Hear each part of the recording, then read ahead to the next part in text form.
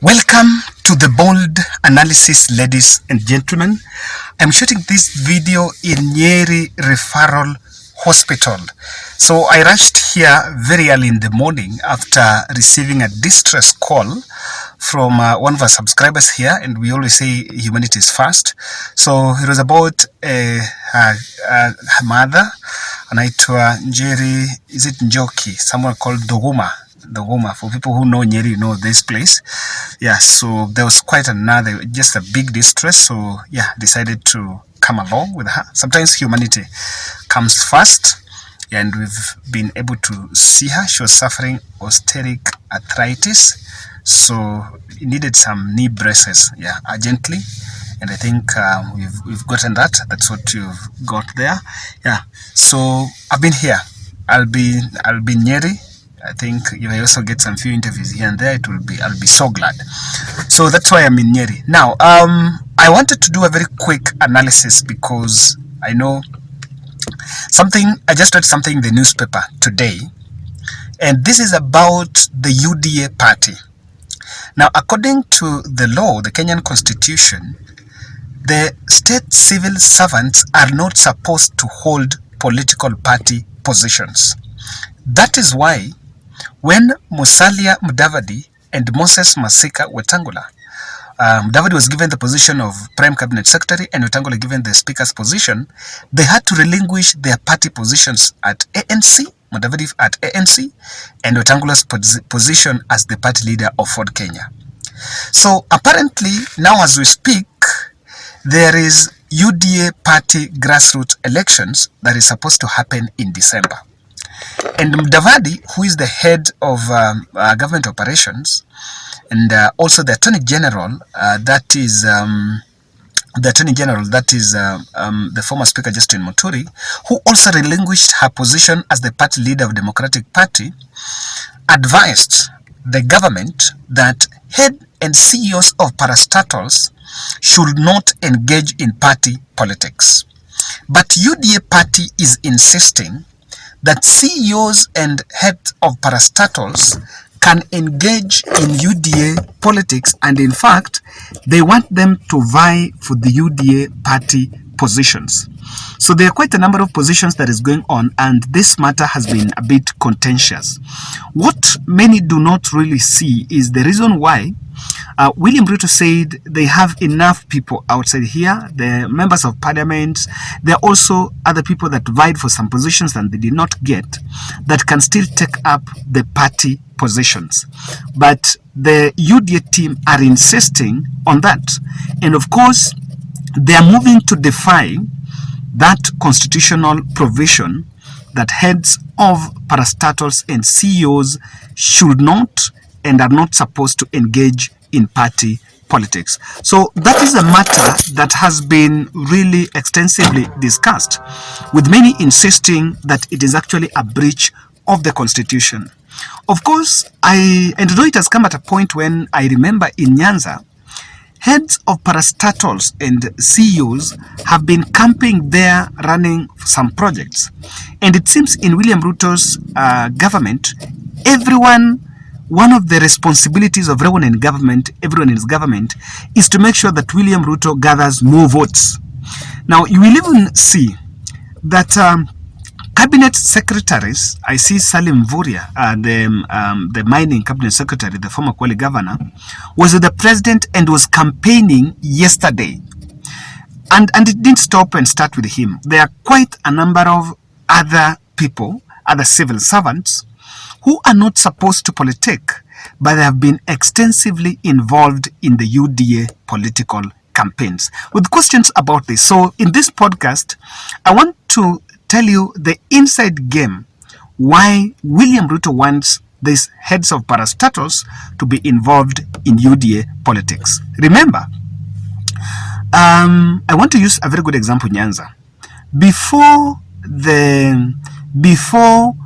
Evans Odhiambo Kidero and my governor-to-be, that is Nicholas Odero Gumbo, before they were even given CAS positions, the first place they were told to report was the UDA party. And also look at Charles Owino. Charles Owino, before he was given any position he is now ahead of Kenya Mass, he was first told to report to the UDA party. Now, that is not the case with Kenya Kwanza, because Irungu Nyakea was taken to KEMSA. Before Irungu Nyakea was taken to KEMSA, he was not told to report at UDA offices. Even the Kenya Ports Authority, that Ruto, there is a Ruto in Kenya Ports Authority, the KPA, I've never seen that man in the UDA party offices. But Luo Nyanza, some gullible leaders have been involved in that. But I want to explain why that is the deal. But before that, allow me to remind you about our fundraiser of the month. We are finishing tomorrow on Saturday. And that is the fundraiser towards the purchase of wheelchairs. I want to believe that we'll be able to catch the deficit by tomorrow. I've just realized that there are specifications of different wheelchairs, and for zile ambazo ziko na desk, and different specifications for autism and cerebral palsy, and I believe that we'll be able to reach and able to achieve that. So kindly let's push through and see. It was just 100 bob challenge, and thank you for those who have been participating. I want to believe that when we're done by Monday, we'll be able to procure them. And also those who are willing to help us in doing that, I'm also so glad for that. So there are 3 reasons what I see why William Ruto is insisting that these fellows to get involved in politics. Number 1, this is a conduit of ensuring that government money is pumped in the party. Now, I want us to take a very good example. The good example here is one of the best examples here is Kenya Ports Authority. Kenya Ports Authority, head of KPA, makes a lot of money. What is the salary of KPA? Even without salary, how much money does that person make? That they are very lucrative parastatals and other statutory bodies that are making a lot of money. Look at a parastatal like the Athi River Development Authority that is in charge of the dams in those areas. Dams are very huge. Is money minting companies. Look at Kenya Railways. So if we allow head of parastatals to get involved in party politics, then that is a direct way, an indirect way that Kenya Kwanza wants to use government money to play politics. Because I can tell you, what will happen here is if we allow them to be the chairman, the secretary generals, and the leaders of these parties, then they will be at liberty because they've been given these roles by the president. They'll be at liberty to divert government funding into the UDA party. And that is why I also see that as a very selfish and a bit misguided decision that William Ruto is pushing. Number 2, I think there is a ploy to ensure that UDA party is taken over by purely Ruto allies. As we speak, there was a meeting that was supposed to be done yesterday, and I think it was NDC and National Governing Council of UDA Party. It was supposed to be done on 2nd November, and I understand it was not done. Of course, the president has been busy with the king and now is on a coastal tour and was there with the deputy. So that meeting was not held.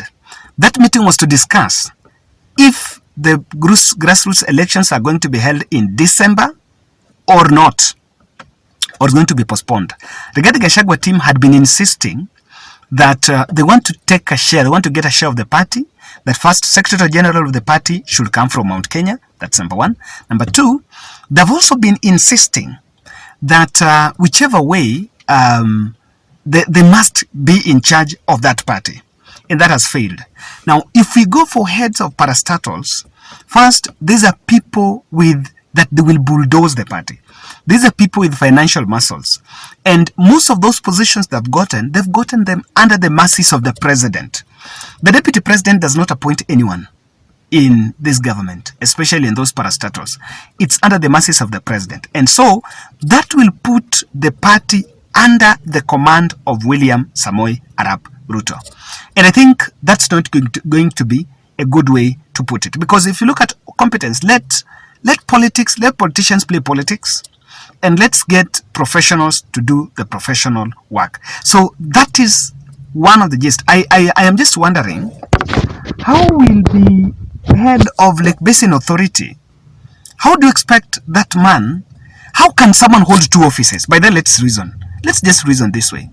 How can you be a Secretary General of the party, and at the same time, you can be Secretary General of the party, and at the same time, you are also in charge of a government parastatal? It simply doesn't just make a lot of sense. So that is the second intention why this is being moved. The other third aspect that I'm seeing why this move has been arrived at is a plan to ensure clearly that William Ruto's presidential campaign is taken full care of. Actually, to fundraise for William Ruto's campaigns. What will happen if these people will take money to the UDA party? And it's a campaign funding model for William Samoei Arap Ruto. Thank you, guys. Still this other part of Nyeri. I'm still hanging around here. So I want to get, if you can show me coffee plant around nipigie simu. Yeah, and by then I was in this hospital and just realized something, kwamba huku hakuna madawa kwa hospitali. Yeah, so governor, fanya mambo. These guys are crying. I was in the ward your mama, I was there. Yeah, because and I've just engaged some people either telling me huku hakuna madawa. So governor, kama unaweza fanya kazi. Thank you, guys. Yeah, and let's see. You can buy these wheelchairs. This was an urgent appeal, a distress one, and I just needed to do something. There's some that I think they did it pesa kidogo, and we just needed this one. We needed to do and get done with, and I think that Shosh is now going to go home. Na hata kunafanya mazoezi, because knee braces, without them you are supposed to do mazoezi. So if you have them, she cannot do mazoezi. I think she can be back home and be able to cope up. Asanteni.